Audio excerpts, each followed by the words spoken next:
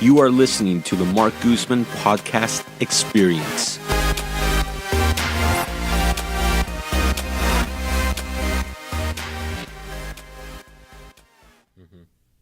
Now, Greasemonkey. Yeah. Where's the term Greasemonkey come from? Now, The origin or how I came to use the name? well, we'll talk about both, but let's talk about the origin. I mean, how did Greasemonkey come about for a mechanic? Well, it was used as a term. Some people think it dates back to the 19th century. Some people say 1905 or Industrial Revolution, but it was a term used. Children would grease the axles of steam engines. That's what it was. They were the only ones who could fit, so they were like these little grease monkeys who did the work of the steam engines. Interesting. And, basically mechanics are, greasing axles and doing this. So it just kind of carried over, and here we are.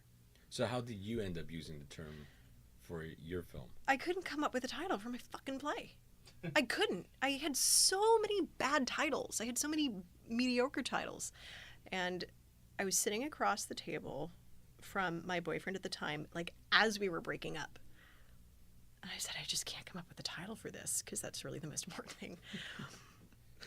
And he was and still is a hobbyist of driving race cars, which is how I came up with the idea to have this woman work on cars. And he was a wonderful resource.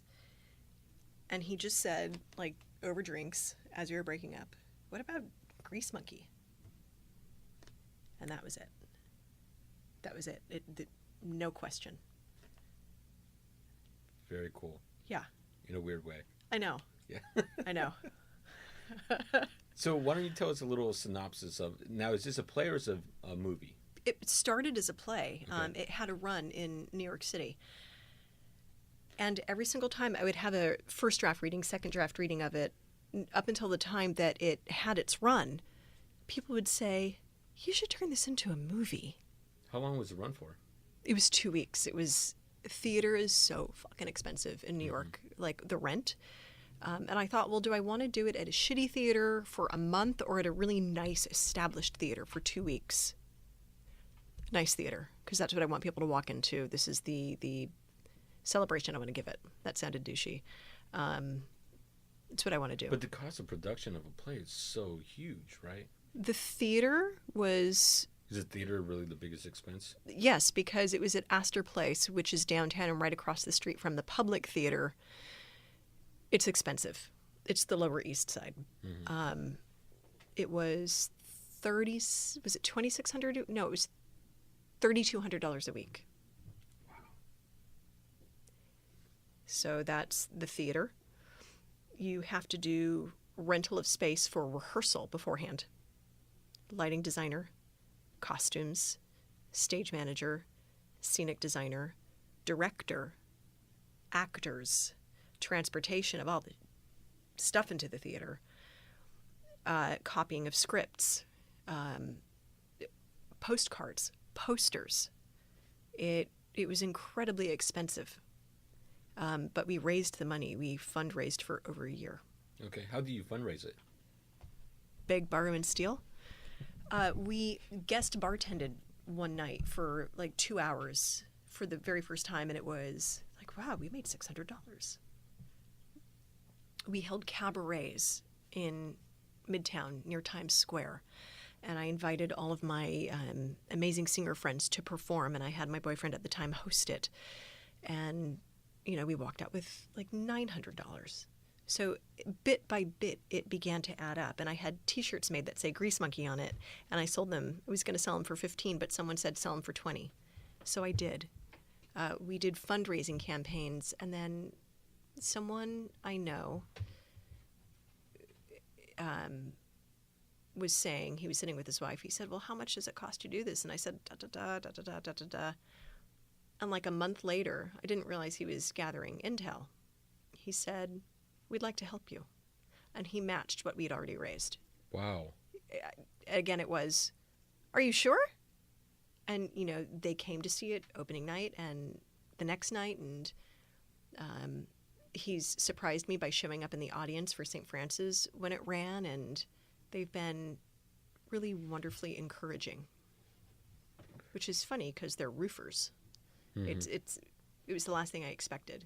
And it's really nice to have someone believing you, because then you want to show them, I won't let you down. Yeah. Very interesting. So you had a 2-week run. Mm-hmm. Now, what was Greasemonkey about? What's the story? Well, every play I write takes place in the Bay Area. It's the story of a woman whose father has just died, and she inherits his vintage car restoration shop. She's been doing it since she was a kid. She's the best at it in the country. So she's got this vintage car shop. She's trying to figure out how to run a garage full of guys. And she secretly, now that she's all alone in the world, she also yearns for a family, but she thinks she can't have both. She thinks she has to choose because that's what we tell women. And then she finds herself in a love triangle with a younger man and her ex, who comes back, who says, I made a huge fucking mistake. So it's about a woman who has to really admit what she wants. In that journey to figure it out. And that journey to figure out. The thing is, usually in a love triangle, you have like the good guy and the bad guy. That's so predictable. It's so boring. I know so many really great guys in my life, like wonderful men who genuinely like women. So they're both really decent guys. And I wanted it to be clear that just because this person isn't the right person for you doesn't mean they're a bad person. They're just not the right person. So that was really important to me. And also, she's the jerk. She's the one who has to, figure shit out and make mistakes and figure it out and finally take responsibility for the situations that she's in. Because I think we also need to see people taking accountability, because we don't see that, especially today. It's very easy to put it on other people. It's the easiest thing in the world. I've done that. I probably did it earlier this week. So we see someone who finally grows up.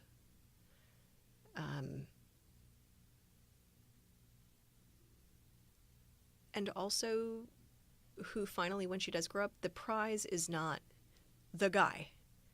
The prize is her knowing what it is she finally wants. Knowing what it is that she finally wants versus, like in every single fairy tale, what's the prize? The prince. Mm-hmm. No. It's her knowing who she is. It's very deep. But it's also really simple. Yeah. She does end up with one of the guys, but it's only after she's decided, I'm happy by myself.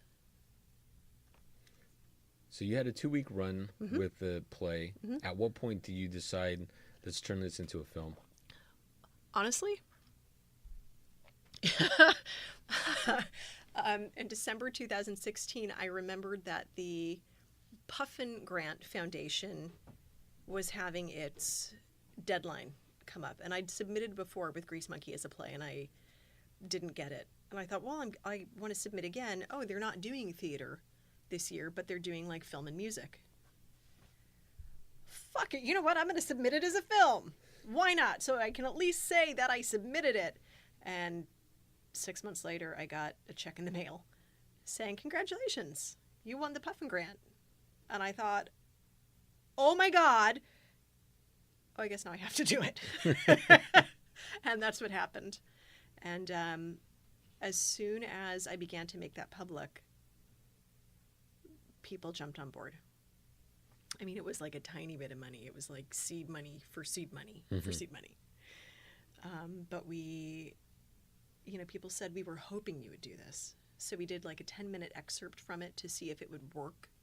And it really works. And I found this wonderful director.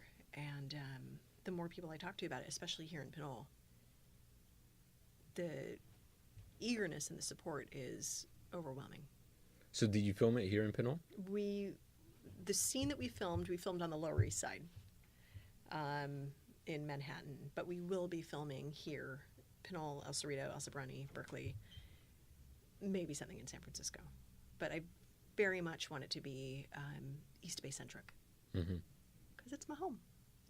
And the story is based here in San Francisco or Bay Area. It's based in Berkeley. There are so many shout-outs to things like the Albatross, which is, a bar on San Pablo Avenue, Solano Avenue. So there are like lots of little things that I've put in as, hey guys. So yeah, we'll be filming here. So what was the process for you in putting the original play together? I didn't know that I knew how to write plays. I came home in 2008. I got the call, hey. Was that the first play you wrote? Yeah. Yeah. And it's done really well.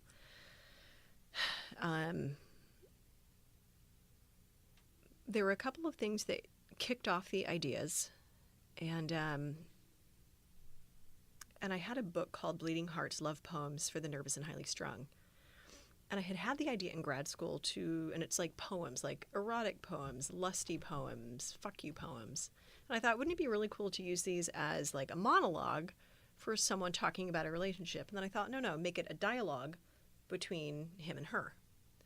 And my grad school teacher at the time said, yeah, keep going with that. And then I dropped it.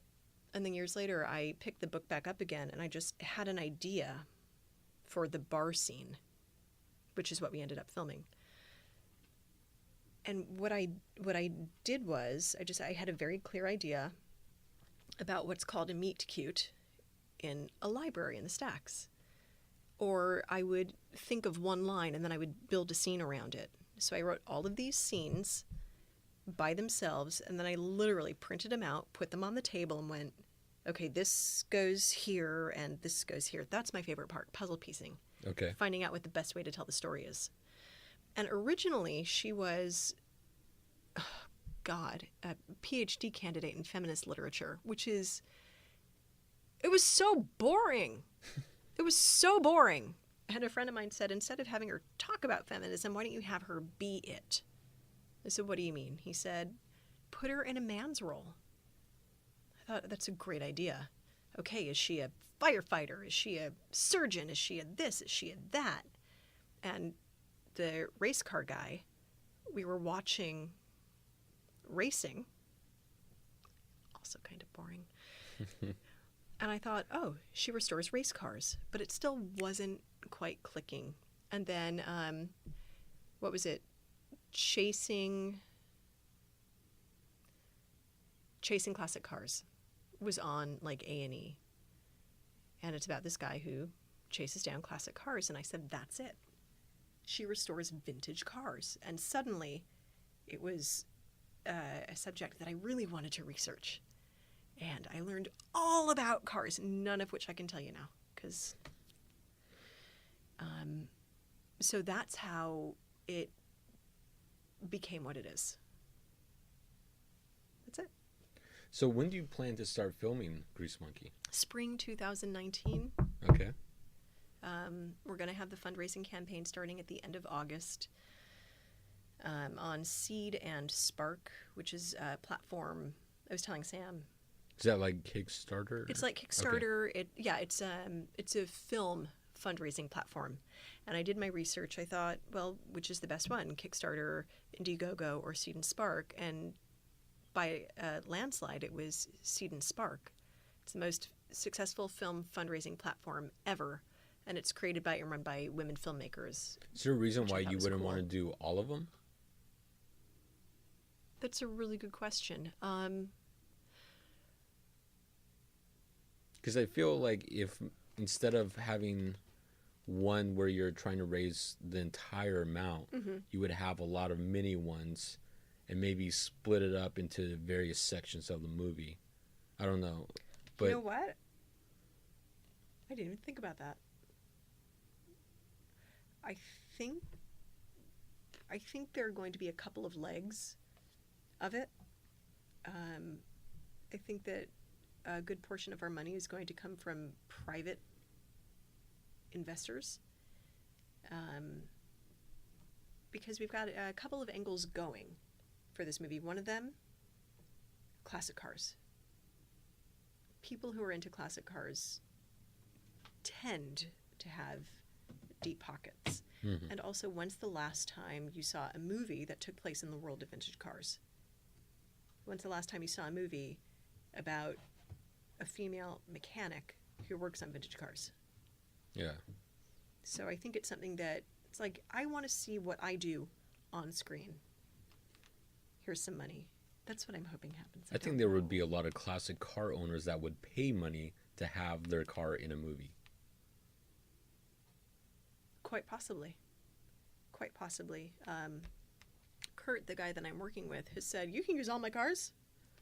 Here, why don't you drive this one? And again, are you sure? And that didn't even occur to me, what you just said. People paying to have their cars in it.